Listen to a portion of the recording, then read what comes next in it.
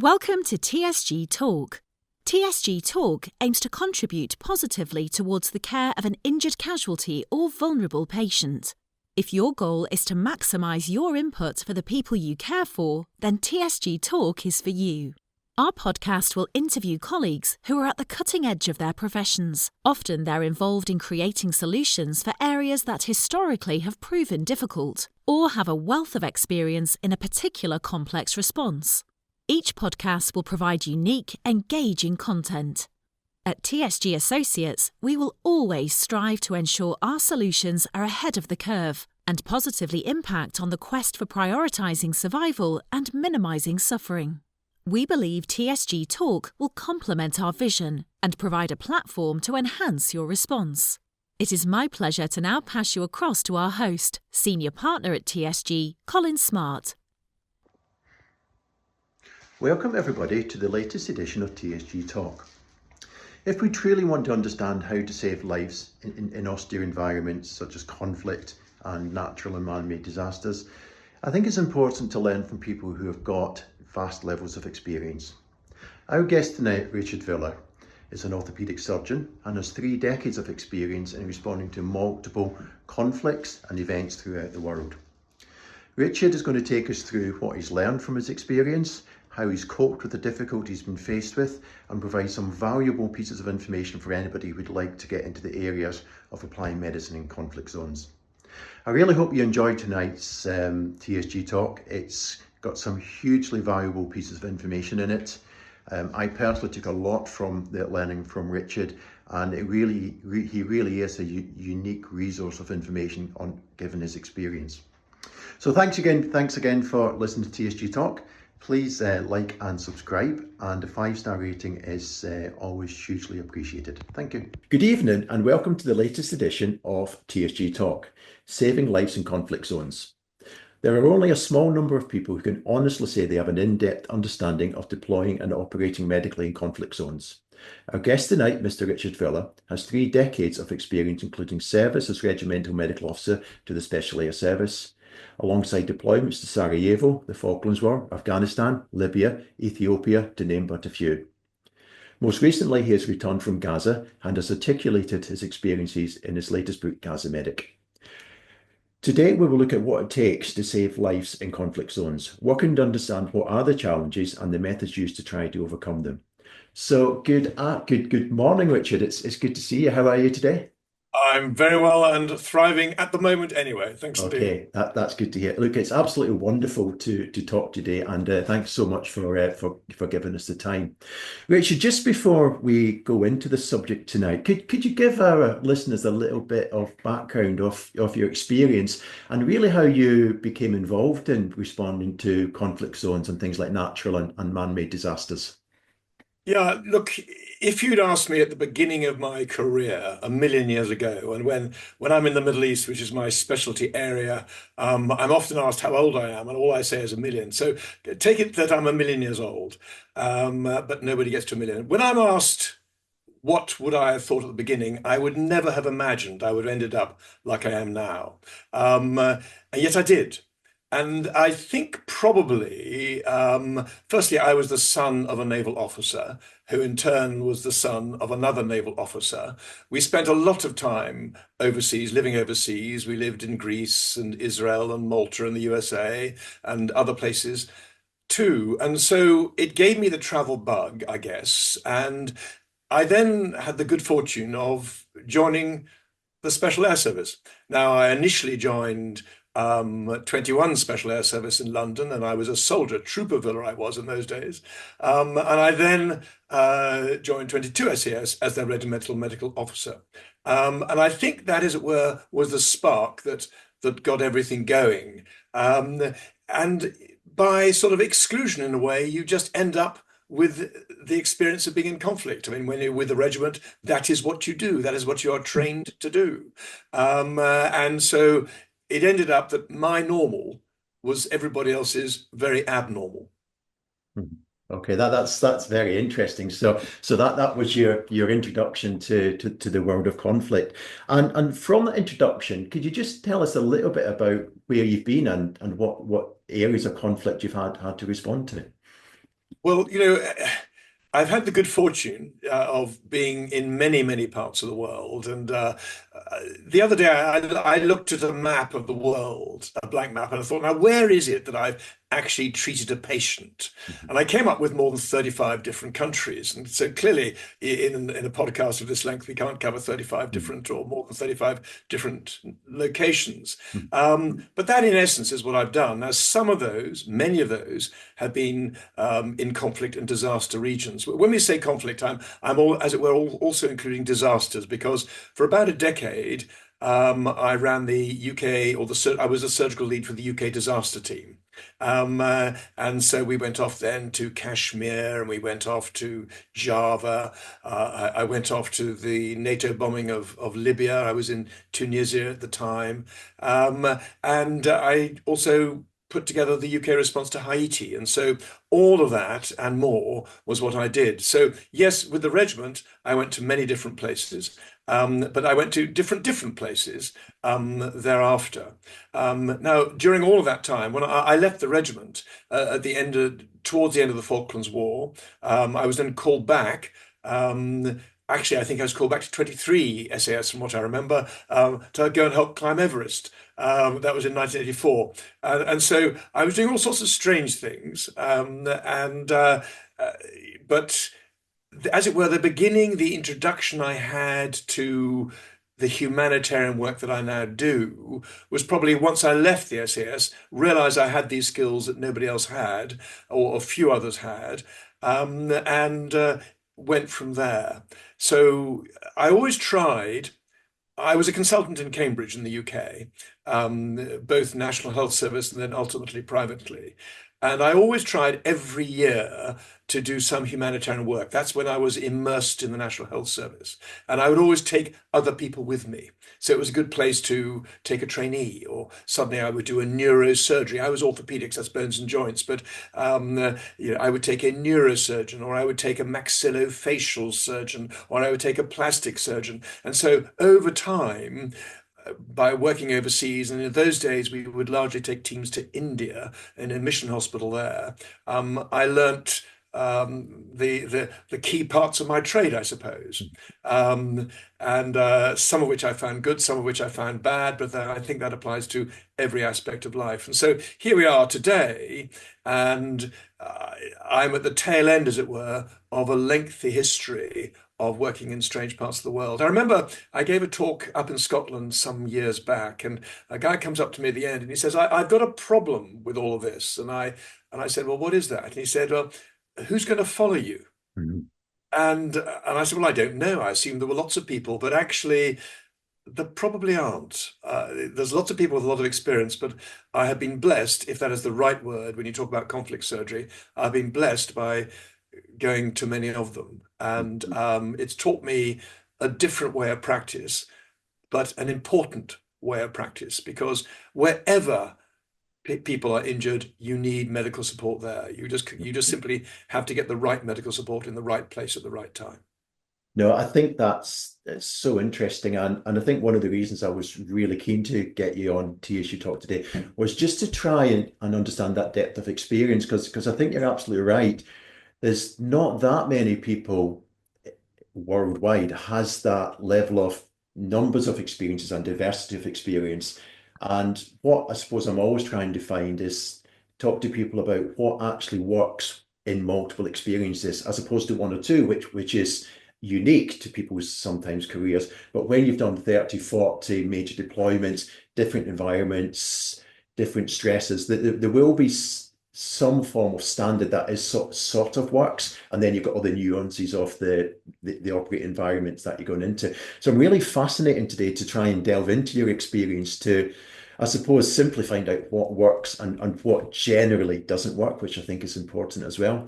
And the other thing I found interesting what you were saying is what happens when you retire. I suppose I was at the World Extreme Medicine Conference in Edinburgh last week, and the good news is there is a huge level of enthusiastic, young, intelligent people coming through. But I think being able to educate them in what works and what doesn't, because you can see the naivety, you can see the enthusiasm of what they want to do, but they just don't quite know how to do it. So I think they're there, But it's being able to educate those people now about the reality and the limitations and also the expectations of what can happen in these environments. That's probably so important now.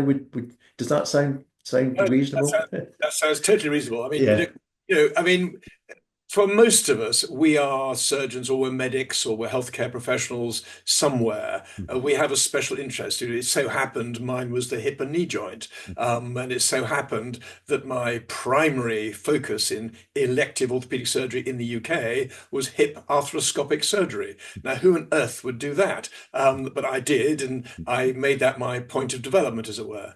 Now, so people will see me as the surgeon wearing the scrubs and the mask and the hood and the gloves, and I'm surrounded by modern technology for sure. And yet that surgeon has got to adapt to the new environment. Maybe for 2 weeks, maybe 4 weeks maximum, a year, you're going to be working somewhere odd. Mhm. And so, yes, you have to not turn your back on unexpected things. So, if you have to be an obstetrician, then you are an obstetrician. If you have to be a lab technician, then you're a lab technician. If you have to be a dentist, you're a dentist. If you have to be a vet, you have to be a vet. So all of these things are what you have to turn your hand to on infrequent occasions, to be fair, but you still have to turn your hand to them and not raise your eyebrows and say, look, I do not do that. And also you've got to understand, I think, how conflict works. Mhm. Now, you are, as it were, military, I'm military, or we're all ex-military. Mhm. We sort of understand it because that is the world in which we have been brought up. And it's only when you're living among civilians who have never ever had military experience that you realize Mhm. it's a different world. It is a different world. Mhm. And generally speaking, you'll be going with teams to some part of the world, whatever it may be. And the other members of those teams will probably not have military experience. There may be, I remember a long time ago, going to Sarajevo. I was asked to go into besieged Sarajevo, take a medical team with me. And we set off from Cambridge. And there happened to be another ex-Marine, I think, was with me, a first-class individual who subsequently went on to found a very first-class, top-end charity. But nobody else there really had any conflict experience. And so we ended up in Ancona in Italy, and we were all crawling around the bar, learning how to avoid sniper fire and heaven knows what else. And these were Mhm. people who suddenly realized they had been immersed into a world about which they knew very little. We got to Sarajevo, we did what we Mhm. did, and we did okay, I think. But the world we have inhabited, where conflict is normal, I'm putting that word in inverted commas, is certainly an abnormal world for the rest of mankind. No, no, it's interesting, isn't it? Um, if you, I completely get what you're saying. That if you come from the military background, if you're used to doing extreme expeditions, you sort of almost get tuned into these environments. I won't say they become the norm because they're very abnormal places that you go into, but that's your sort of DNA. That's where you light up and function. Um, and to people that's never experienced it, it could be another planet to where we're how where they're operating and the parameters that they're operating in.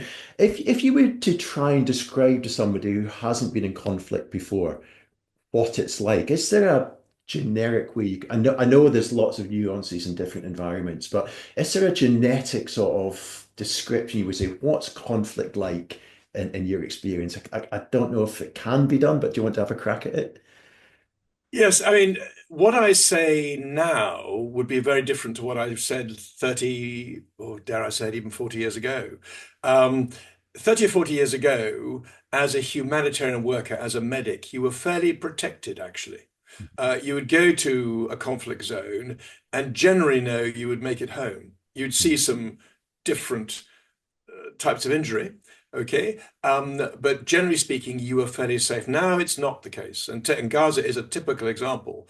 You're in a free fire zone there. You are not safe, and so I would generally say to any individual who goes to work in this environment, not so much what to expect. It's difficult for me to summarize, but don't hide behind your badge. okay? Because no longer will people respect it. They will respect you, the individual. What is very important is understand you are there for a short time. You may be there for what feels like to you like a long time, but actually to these people who have been there for the whole of their lives, you are there for a short time.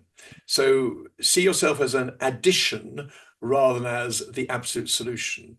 And if you can take a mentor with you, then Mm. do so. Then do so. I find these days I get quite a lot of that. Yes, as you so kindly said, I've just come back from Gaza. In fact, more recently, even I was in Lebanon, though I think the world at the time didn't know that.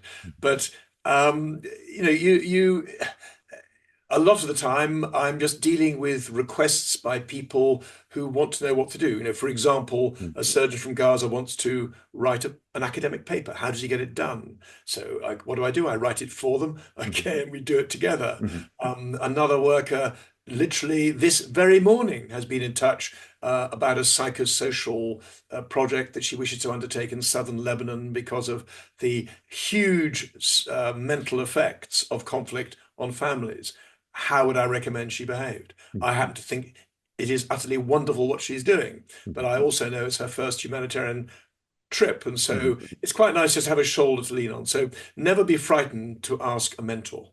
Yeah, no, I think that is a very important piece of advice, and I think it goes back to when you did your introduction. You were saying you may be at the tail end of your career.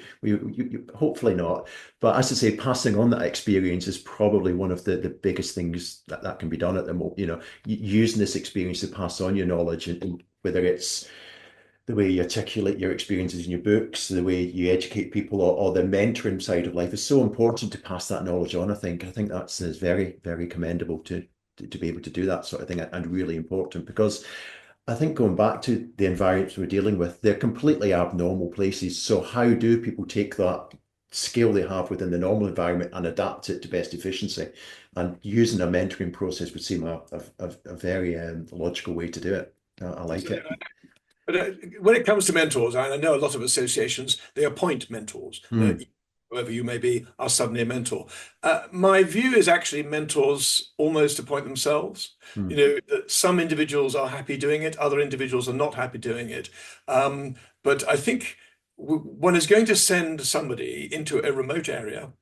They are likely to be working by themselves or with a very, very small team from a multinational organization or multinational sources.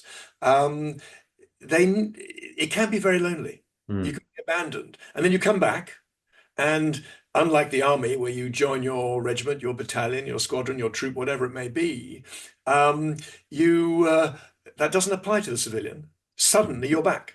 And you've gone out of a conflict zone when people were wishing bad of you, and you're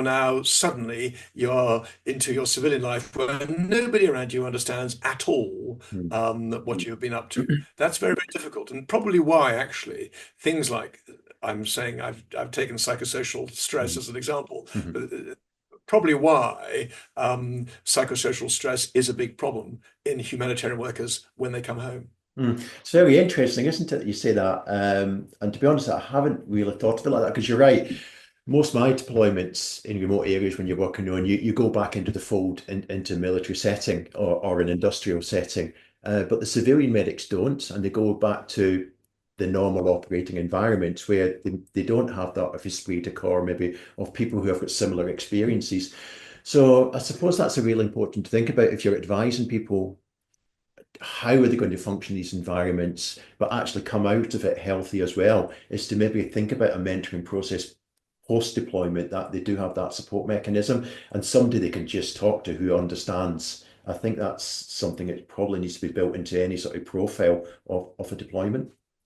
I know. I mean, you know, here am I, an orthopedic surgeon, ex-SAS. So the Mm, last person in the world you would think I would be was somebody who had any interest at all in psychosocial welfare. mhm, But the bottom line is, I happen to believe it is one of the most important aspects of any form of deployment anywhere at all. mhm, You're right. In the regiment, a regiment, you will go out, you will do something, probably for a short space of time. You'll then come back and you'll be with all your mates. And in generally speaking, it's when you leave the forces, the services, that you get the problem. Now, the civilian is in a different world altogether. They didn't start off in the regiment, they're not going back to the regiment. And so, yes, many charities now, not all charities, but many will give you, I don't know, half a day at most of psychosocial support. And then you're then told, look, if you feel problems, get in touch. I don't think anybody ever does. And if you talk to my family and say, look, what am I like when I come back from these things? They will say, I am different. And I think I'm absolutely normal. Okay, but I'm clearly not. I remember after Gaza this time. Now, the Gaza book was quite interesting. I've written a number of books, but that particular book was the only book I wrote in real time. So I did write it on the floor under a windowsill at the end of the day. Okay, all the other books I didn't. I just simply wrote those when I could. My book about my time with the special forces, I mean, heavens, I must have written that several years later, many years later. But Gaza was different. I was absolutely there. So I thought I was normal, and I came back. But my family, but I kept on waking up and I was thinking about patients. I was thinking about patients on whom I had operated, but I shouldn't have done, or patients on whom I hadn't operated on, but on whom I should. All these sorts of things were going on. I had no control. I was now out of touch. And so, yes, you feel very tired because, I mean, sleep and humanitarian work in a conflict zone don't really go together. I think we did a project once. I'd been out to Java, I think, or the Philippines. I can't remember where it was now. But we looked at the sleeping pattern of a humanitarian emergency response team, and we found that you had 3.5 hours on average for the whole team. So I think if people listen to this and they are not happy on 3.5 hours of sleep, then maybe they better stay at home or just practice sleep loss. But certainly for 2 or 3 months after Gaza, I was not right, and I was waking up at night and so on. Now, and we're a little while after, we're still not. What are we now? 7 months after I come back, I'm now just about okay. I'm just about okay. Now, would I write a book about it in retrospect? Probably not. I mean, I did, and I did because I wanted to excite the attention of other people and try and get the world to talk about the problem in a world where we're being discouraged from talking about it. But it sort of prolongs the agony, if that makes sense. Yeah. You can't escape.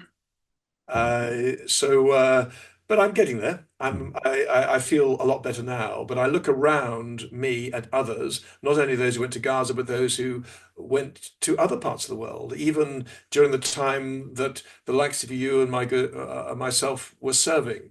And even now, people are struggling. I remember one individual who, 20 years after the Falklands War, began to develop symptoms. Okay, for reasons which were totally inexplicable. I remember the Sarajevo trip I was mentioning a bit earlier. I'd been to the Falklands in 1982, I think it was 1982. I'd had a very, very serious near miss. But I went back to the army and so on. I did all my various bits. And then 10 years later, almost to the day, I'm standing on my front doorstep in Cambridge, waiting to pick up the team to go to Ancona and from then to Sarajevo. And suddenly I am overwhelmed by sadness, a grief. Suddenly everything is brought back, and I'm leading a team, for heaven's sake. I can't be seen to cry, but I was there crying on my front doorstep in Cambridge. I stopped, and when people saw me, I was absolutely normal. But one does have these strange effects, and I didn't have, in any shape or form, any treatment, any therapy, any colleagues. Nobody was around me. Everyone presumed I just took it like a man and got on with it. And of course, that was not the way life was. Yeah, it's hugely interesting, isn't it? And I think what I find interesting there is that you obviously come with a huge amount of experiences, as I say, 3 decades of responding to complex events, but you're not immune to it. It's not like you do so many, experience now gets you through and it doesn't affect you. What I'm picking up is that no matter how experienced you are still a human being, and you have human emotions, and it's part of being a human. You don't suddenly become protected from it with experience. This is something everybody has to deal with, and I think you brought out I think the mentor is something I've picked up here, which is very important because I think probably the most important part of the mentoring thing, as I understand it, is somebody who can empathize with what you're going through. I can say, look, I understand from my, you can almost work through the experiences with somebody who's maybe got something similar or has experienced something similar, who's got a level of understanding. Am I hitting the spot there or? Absolutely smack on. I mean, and there's a difference, isn't there, between empathy and sympathy. Yes, yeah, absolutely. Yeah. Um, I recall one particular session I think I listened to about empathy. If you're going to give an empathetic response, it's unlikely to begin with the phrase "at least." You know, Mm, um, uh, one of the I was thinking the other day. I mean, I'm a healthcare practitioner, and I've done outpatients as well as surgeries and so on. And you can sit on your rear end in a clinic for 8 hours. You can see 20 patients. You can walk about a total of 100 meters in the whole day, take no exercise at all, and yet still feel exhausted. mm, And I'm trying to think why. And one of the problems I think is because of what I did, which in the UK was specialist hip surgery, I would frequently be have whole clinics filled with patients who'd seen 5 or 6 consultants before me. mm, And you had to be empathetic. You couldn't say an appointment will take you 20 minutes or 10 minutes. It was often an hour or an hour and a half or whatever it was. Cost me an absolute fortune, I think. But the bottom line was by being empathetic, and you had to be, and you naturally were, it just was exhausting. And I talk to friends of mine now who are volunteers, let us say, in various National Health Service hospitals and so on. And they too come home absolutely exhausted. mhm, So being empathetic rather than sympathetic, mhm, empathy is extremely hard work. mhm. But if you get it right, I think so important. Oh, sure. Absolutely, for sure. I mean, Yeah. the other thing we were thinking about, wasn't it? I mean, is that I guess I'm different to many, but not different to everyone by a long way. But look at how you've got to somehow keep in touch with how conflict is changing. Mm, And conflict is, I mean, I think for most people, firstly, projectiles are getting faster, aren't they? I mean, and I was brought up, indeed, we're still brought up in the era of the high velocity versus the low velocity missile. There are now missiles or projectiles which are faster than bullets. The mhm, missiles are faster than bullets in some circumstances. And so, to me, if you go to the hardcore of being a surgeon, you're a very brave surgeon who closes primarily any form of wounded conflict. It's just not the way it is. Time was, I suppose, when people would have a low velocity missile wound. Maybe somebody might take a 9mm pistol, as it was in my day, and put it against a calf and squeeze the trigger, maybe as a punishment. I've seen that in Gaza before now. Time was you could probably just clean entrance and exits. You can't do that these days. But really, if somebody has a missile injury, you need to open it, lay it open, let it get clean, and then close it. And so conflict. So the type of projectile to which individuals are exposed is different. If you take Gaza as a specific example, in fact, this year was my third trip there. I went out in 2018. I was a surgeon for what was called the Great March of Return, and I was working in a place called Khan Yunis, which is something that your listeners may have heard of in the southern part of Lebanon. Now, in those days, what was happening, the attempt by the Palestinians was to cross the frontier into Israel. That's what they were trying to do. And to make their point in the best way they knew how. Now, the response were high velocity missile wounds or high velocity gunshot wounds to one or other tibia. And it was interesting. There am I in the hospital, and at 9 a.m. in the morning, and the crossing the frontier is about to happen, and we're all trained up for it. And I'm now waiting for my first casualty. And in comes one, and I think, oh, this isn't a problem. And then come two, then four, then eight, then 16, 32, 64. mm, And so by lunchtime, you have multiple hundreds of injuries. All of them, just about all of them, are single shot, high velocity missile injuries, bullet injuries to the shin bone, to the tibia. mhm, Okay. The only choice you had was left or right. And I remember thinking then, this is a problem. This is a problem. Now, and it got to me. It got to me in a funny sort of way. So for a brief moment, yes, I'm dealing with things and you're immersed in the action as you should be. But I had to go and take some time off and sit in the sluice. The sluice is that area which all theatres have got, I think, anywhere in the world. That's where you go and empty bedpans and do dirty things that you'd rather not own up to. But you also know it's somewhere which is likely to be fairly quiet. So I went into the sluice and I stayed there for 10 or 15 minutes, just gathering myself. And then out I came. And it was also very interesting, actually, that particular conflict, because firstly, they were all gunshot wounds. But secondly, it showed me about avoidable deaths. Because if you look at any conflict, in my world, roughly a quarter, 25% of people should not, who died, should not have done so. That is, they hemorrhaged to death. And so the single skill that anybody should really know, yeah, by all means keep an airway open, but actually is stopping bleeding. Now, so there am I in Khan Yunis, and we've got the Great March of Return, lots of gunshot wounds coming in. I've already been in the sluice, and down the corridor comes a trolley. And on the trolley is another casualty. But kneeling either side of the, on top of the casualty is a first aider. And that first aider is pressing hard on the femoral artery.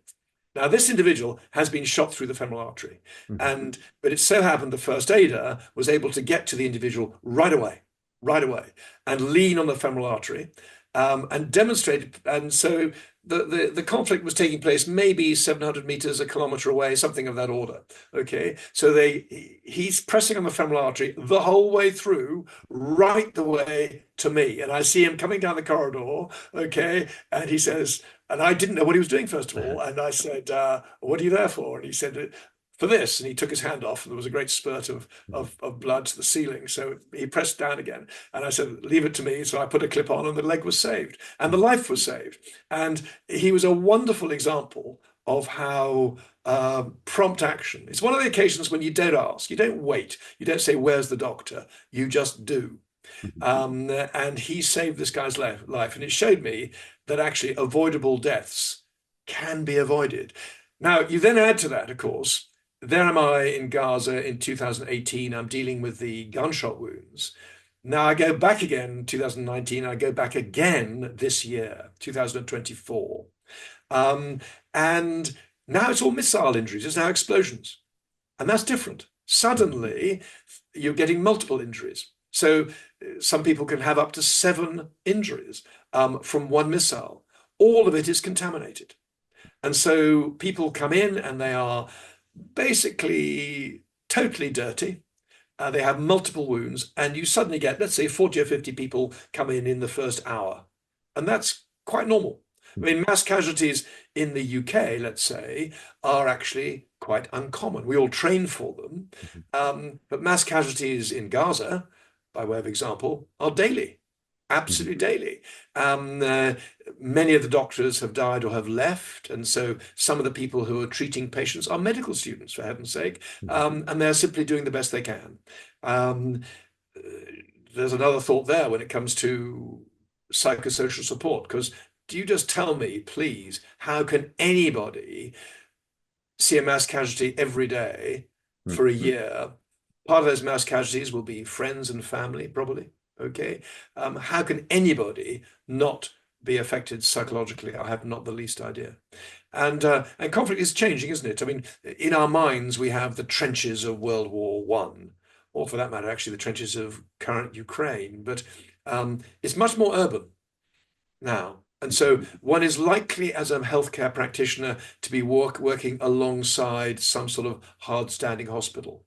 Urban conflict is different to rural conflict.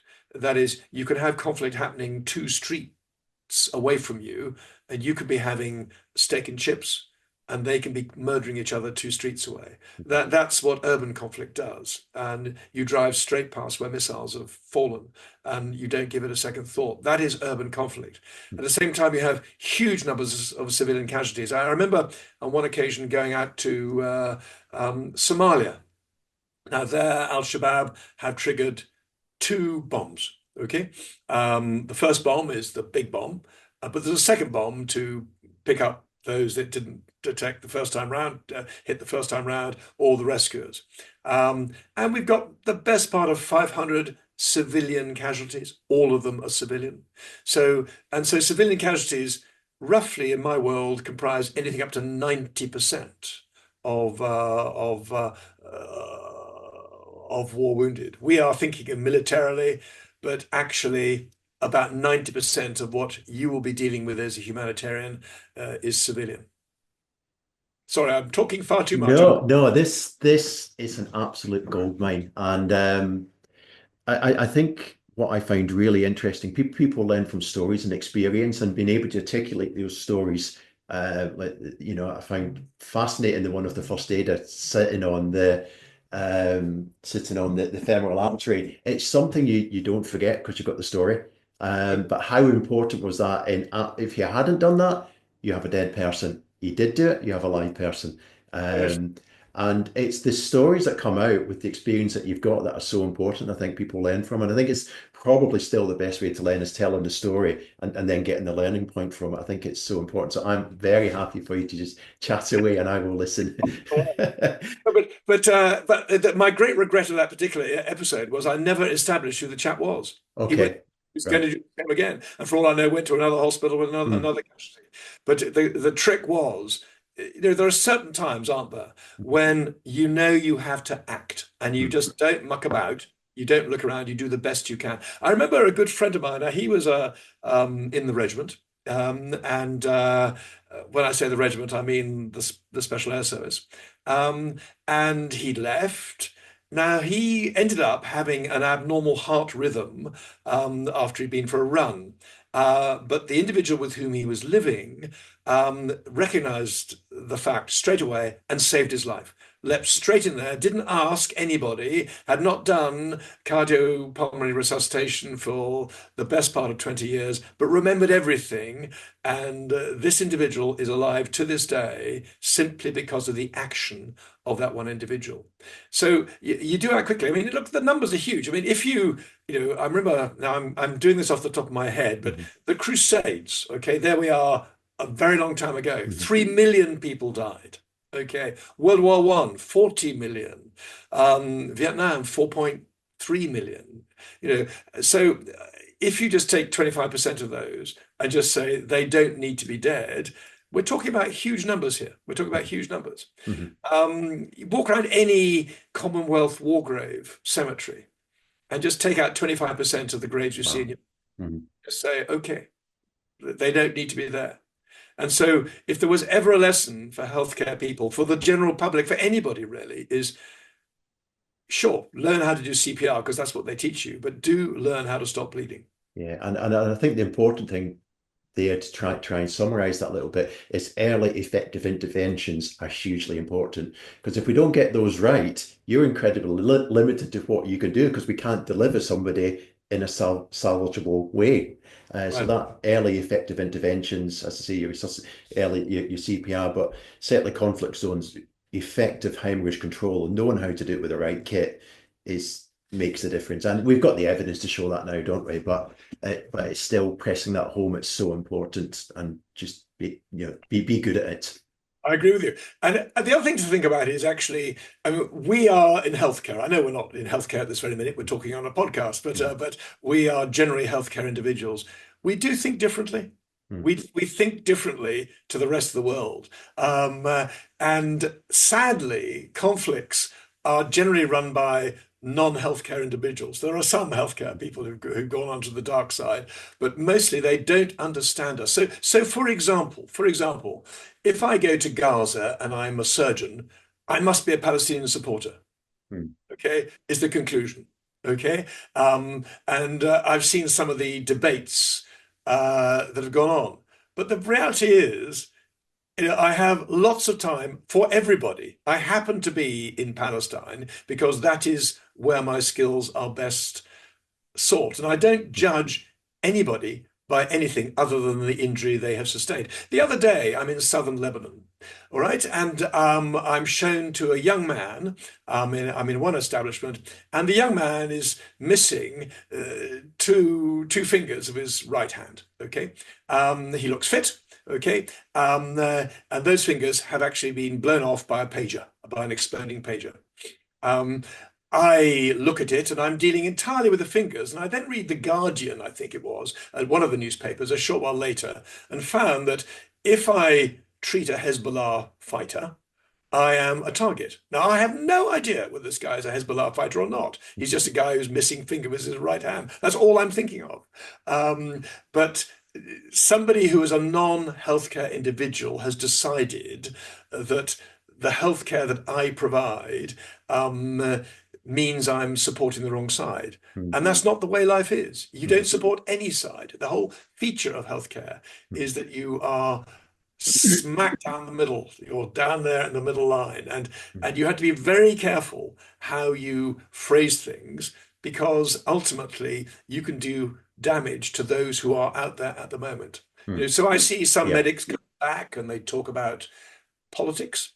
And I think, fine, talk about politics, but just think you have got a medic out there at the moment, and they are now going to be tarred with what you say. When a politician stands up in the UK, let's take the Balfour Declaration. Okay, the Balfour Declaration was a declaration in 1917. It was done by the British government, and it supported the formation of the land which we now know as Israel. I get blamed for that. Here am I'm a Brit, and I go out there and someone pokes me in the chest and say, you did it. And I said, I didn't do it. I'm here as a healthcare individual. I am not a politician. So see me totally as I am, not as you see me. And it's certainly one of the more complex dynamics of giving aid, isn't it? That it is politicized, whether that's intentional or one side sees it as the other. It is a factor of where you operate. And it's a very complex thing, I believe, to try and navigate your way through. But trying to keep that absolute neutrality is so important, isn't it? It's hard. Yeah, and very difficult. The moment you deviate from that, because obviously you are going to be working within a community, whatever that is, you have friendships within a community. But you have to somehow adopt that middle ground. Now, the other thing, of course, to remember, these days, time was that basically I was a soldier and a military doctor when the other side, whatever the other side was also human. Now, these days, the other side could be computers. I mean, just think of targeting these days as artificial intelligence, largely. Most of it is artificial intelligence. So it's all very well ringing up a railway company and saying, look, my train is late, and they blame the computer. All right. And you get very angry. One gets very angry at that. But when it comes to being targeted, a computer will do that too. So you have to be incredibly careful how you are seen. It's why I am very happy to publicize my views. I am a medic. That's what I do. Okay, you lot, whoever you lot is, can go and talk politics, but from my viewpoint, I am a medical person and remain that way. And I think what that brings back to one of your earlier points, that conflict is changing, but not just the mechanism of injury, the way the political environment and how people are seen and how it's communicated with the social media, artificial intelligence is changing as well. So you deploying the ground is being seen differently because of the way information is transmitted these days. Yes. So I think that backs up what you were saying, that conflict is changing in so many different ways beyond the mechanism of how we damage people. There's a whole bunch of stuff out there happening which changes dynamics, which I think is very important to understand. Whether you can solve it, I don't know, but understanding it is probably important. No, you're right. And I mean, I see that there are, I think the Chinese have said this, there are three domains of warfare. There's the physical domain, and that ultimately is the domain with which the likes of your good self and myself have been involved or are involved. But there's also the informative domain, that's communication networks. So there's the cognitive domain, that's your emotions, the judgment, the thinking. And so these are all different domains which are targeted or, as it were, utilized by other powers. We are dealing just with the physical domain. So it does mean that, for example, you will only get part of the truth. You won't get the whole truth. And so what I do know is in a conflict zone is what I see is what I get. What I read or here sometimes is not necessarily what I get. Yeah, Uh, no, that's. and one has to be aware of that. Mhm. And you have to deal with the ethical dilemmas really that go with conflict, and they're not always easy to resolve. No, very, very interesting.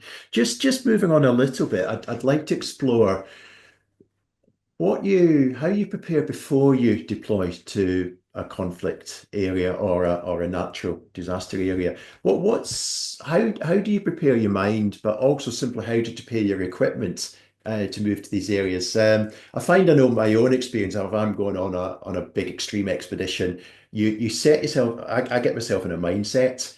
But then I'm incredibly detailed about kit preparation, and it's packed, unpacked, packed, unpacked, unpacked. And I found that when I deployed as well, there was a mindset I tried to get myself into. I just wonder, do you have any sort of preparation methods, both sort of mentally, but then actually preparation of equipment to get yourself ready to go, or anything you could advise people if they're preparing themselves to deploy? Well, yeah, I mean, I'm so pleased to hear you say packed, unpacked, packed, unpacked. That's me. That's me Yeah. all over. Uh, And I remember, well, let's take the Gaza trip. I remember we were very strictly told you could only take two bags. Okay, you could only take two bags, so that's all they would have room for. So I take the two bags, I pack the two bags, and I realize I need three, and then I pack three, and I pack four, and then I pack two, and it goes on and on, packing and repacking. But ultimately, you need a list. Now I have a list that I work from, which I then regularly lose. I have a bag which at one time was basically packed full of goodies, but which I raid when I've suddenly run out of something. So it's got some emergency rations, and suddenly you have a power cut and you want to go somewhere. So you go straight for the emergency rations. So generally these days I work from lists. And I actually have a list on my computer. I go to it, and that's my start point from which I go. And I'm very glad when I've actually I go. I mean, we went on this particular trip, and I'd got everything packed eventually into the two suitcases. I arrive in Cairo, and they give me another suitcase worth of stuff. And I said, "Well, what do I do with this? Suddenly, where does it go? And then one of our colleagues basically." We had two suitcases, and he arrived. I remember we were going off to Gaza, and he had 18. And I wow. said, suitcases. And this was all stuff that he'd found in Cairo, and he wanted to take it into Gaza, which he did, and all credit to him, the most charming individual known to man. But what I would say, and I don't know whether you're a supporter of this, I would imagine you are, the grab bag. You must have the small grab bag. Now, that is the bag you keep with you. It goes to the loo with you. It goes to the shower with you. It goes in bed with you. Your companion, whoever it might be, goes on the floor. The grab bag comes in. And the grab bag is filled with whatever you need to get you out of trouble. Because when things go wrong, believe me, they go wrong so quickly. So quickly, you wouldn't believe it. I remember in Gaza, at one point, there was a refugee camp called Nusayrat, not very far from us, and it came under attack while we were there. And I remember seeing everybody arriving with all the locals arriving with their suitcases and bags packed. And I saw that and I thought, now they weren't making a thing of it, but I saw them all over the place and they were hiding them. But these were their escape bags, as it were, if they had to. Now, some had to, some didn't. So, no, you're going to end up with a whole load of kit. And you're going to end up with the most important bit, which goes everywhere. When you're on the airplane, you're flying to wherever you're going to go, you take your grab bag to the loo and you put it around you. Wherever it goes, you go with that. Yeah, and I think if I've learned anything from response to these types of scenarios or other colleagues who've responded to them, when it happens, it always happens when you're in the wrong place at the wrong time, and it's never it's never quite where it should be. So if that grab bag isn't with you, it's no good. So you're right, that does not leave you a person. That is your best friend, and goes everywhere. I think that's an important part because the one time you leave it, it's the one time you won't be able to get it. No, no, it is. And I see people in these things without their grab bags. Mm. And my first question is, where's your grab bag? What Mhm. happened? That's it, because there have been two occasions when it has saved me, no doubt about it. And I remember one of those was a fire in Dubai. You may remember a large tower block that caught fire during a firework displays one New Year's Eve. Mhm. I happened to be in that tower block at that time Okay. and had to get out in a hurry. And I had a grab bag. And so it was fine. It was just pick up the bag, grab bag, and go. And my family, or much of my family who were there at the time with me, saw that. And I think ever since that time, they've had grab bags too. Yeah, excellent, excellent. I think that's a good tip for any family. It's interesting when my family travel, guess what they've all got with them? Very, I do get that point across that it actually is important. So no, I think that and it is a very simple thing to do, but very important. oh yeah. And I think if we're trying to put across to colleagues who's maybe entering into this area of medicine, what can we tell them from experience? It's important. Have a grab bag, understand what's in it, understand its capabilities, and do never go anywhere without that grab bag. And anywhere means anywhere. Anywhere means anywhere, absolutely. No, a hugely important point. Just moving on a little bit, just talking a little bit about your experiences in Gaza. Could you, probably because it's probably obviously you've been in Lebanon since as well, but could you just describe a little? I know it's probably difficult to do within the time limitations of the podcast, but could you just try and explain what it's like to work medically there at the moment, just to try and get a feel for what is that environment just now?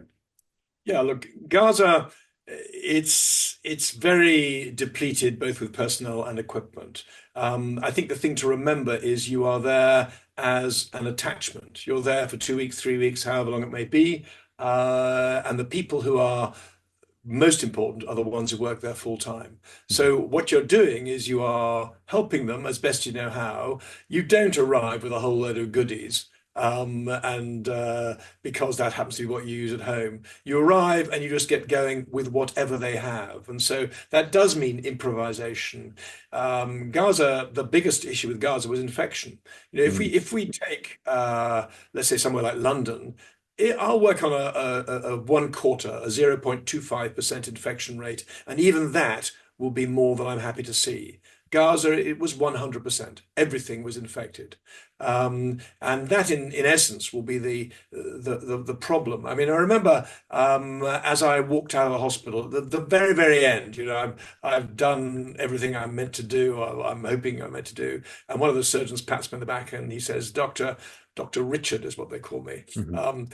Well, in fact, they gave me an Arabic name. I'll tell you what that is in a second. But when the war stops, our work begins. And they're Mm. absolutely right. Yeah. They're absolutely right. Yes, you are saving lives. Now, in terms of my, but yes, you are preparing the way. When the big wigs came around to look at us and inspect us at one point during my time in Gaza, I said exactly this to them, and I said, look, I think you've got at least 1 million operations. That sounds a lot, doesn't it? But actually, I think that was an underestimate. You've got a lot of work to follow. You're talking about each individual will have multiple injuries. You're going to miss a lot of those when they come in a hurry through the emergency department. You may pick up injuries 3 or 4 weeks later. I remember one chap picking up his fractured ankle. It was closed, so there was not compound. That is, the wound wasn't open. But I remember picking that up nearly 4 weeks after it happened, simply because he hadn't been looked at. And he got onto the ward. There were no staff on the ward. The ward depended entirely on the families to run them. There were no nursing staff. The place wasn't being cleaned. There was no catering. All those things that you take as normal for a hospital were simply not there at all in Gaza. But the most important thing is you are working alongside people. And so you let them do things. You're not there to do, well, in my own view, you're not there to do 150 operations. You're there to supervise others doing 150 operations, and just giving them the confidence that what they are doing, bearing in mind the circumstance, which is in essence you have nothing, giving them the confidence that what they're doing is perfectly okay. No, that's very well put, and I certainly would recommend to anybody listening today read Gaza Medic. You've really articulated the essence of working in a conflict zone, very clearly, and rightly so emotionally because it is.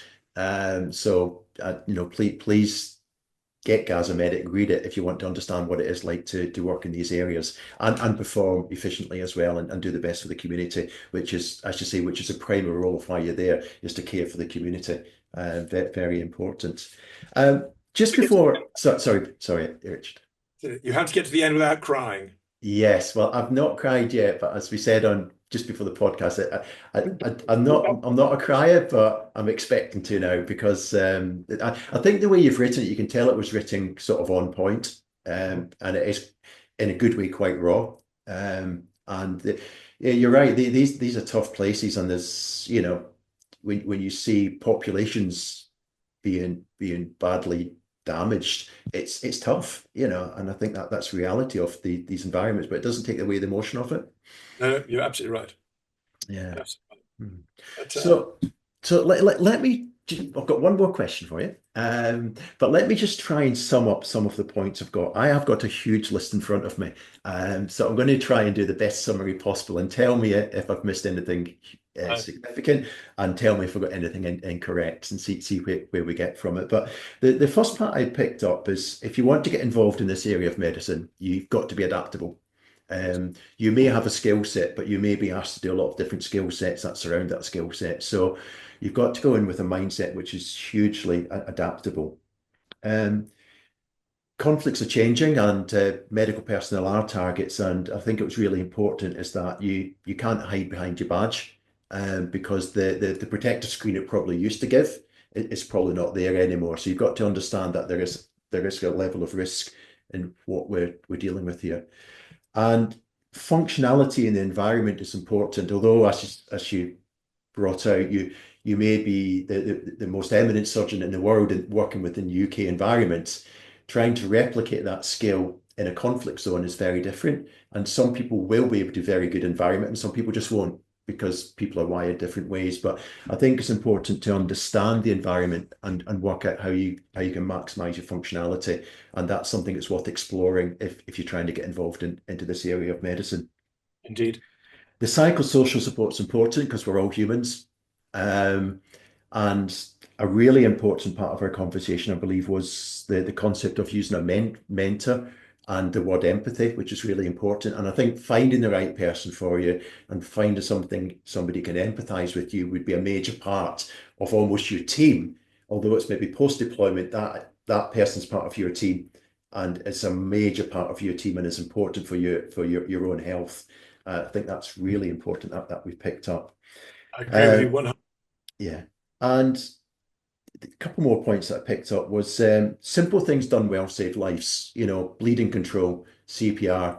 As you say, most preventable deaths in the conflict zone are now hemorrhage or bleeding control. And if we can get that right with the right kit and the right processes, we can significantly improve survivors. And the analogy you used of looking at the war graves, imagine if we took 25% of that out, because we've got ways that we can do it. If we can only educate people correctly, then our ability to save lives and protect the population that's effective is absolutely huge. So I think that was very important. And very importantly, we all agree, is have your grab bag. Never leave it, never, ever, ever leave it, and understand what's in it and understand its capabilities. I think that was the big things I picked up. Anything that I've missed at all? There is so much information you've given us, so I'm never going to get them all. But anything else you would add to that list? No, I think you've done a very good summary. I mean, if I have a grab bag beside me at this very minute now, Good. doing the podcast in Excellent. rainy UK. So Yeah. no, it's just become a way of life, the grab bag. People often ask me, what have you got in there? Mhm. And I very reluctantly tell them sometimes. Right, good. No, very important. So just one last question that we ask all of our guests on TSG Talk is, if you were to take one piece of medical equipment with you, no matter where you were to deploy, what do you think that would be? Oh, that's dead easy. I take a smile. It's not medical. I just take a smile. Wow. That's what you do. If you go in smiling, it doesn't matter what it's like, people will love you and they'll want to work with you. That is such a good answer. And it's really interesting. I don't think we've ever replicated what people will take with them over about the 25 episodes that we had, but a smile, I get it, because it defuses so many things, doesn't it? In the environment. Yeah. That's different. No, Yeah. No, that's absolutely fantastic. I like that. So, look, Richard, tonight or today, it's been absolutely wonderful to talk to you. I have learned so much from the conversation and just being able to sit back and listen to your experiences and how you've been able to communicate them and bring the learning points out from it, I think is so important. So I just like to thank you again for your time. It really has been wonderful to talk with you. Um, Thank you, all of our listeners, for listening to TSG Talk today. It will be available on all the channels. Um, it's always good to get a like and subscribe, and 5-star ratings are always appreciated. So thank you once again for listening, and we'll be back again with another TSG Talk sometime soon. So thank you again. Thank you very much indeed. Thank you, Richard. Thank you for taking the time to listen to this edition of TSG Talk. We hope you found the content of benefit. Should you have any questions or require additional information, please visit tsgassociates.co.uk.